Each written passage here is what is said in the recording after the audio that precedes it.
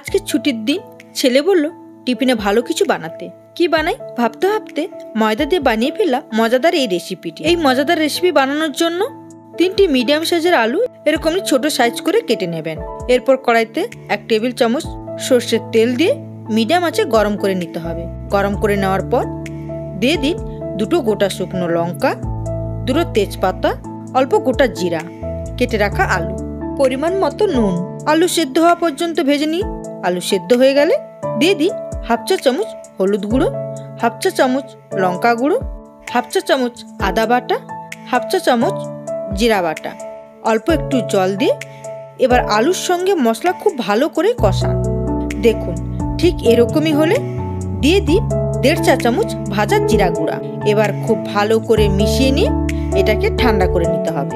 এরপর আমাদের ময়দাটা মাখিয়ে নিতে হবে।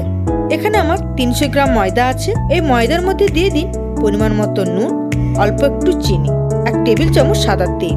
এবার ভালো করে মাখিয়ে নিতে হবে। এরকমই হলে অল্প অল্প জল দিয়ে একটা সফট ডো বানিয়ে নিন। আর এই ডো থেকে ছোট ছোট লেচি করে নিন।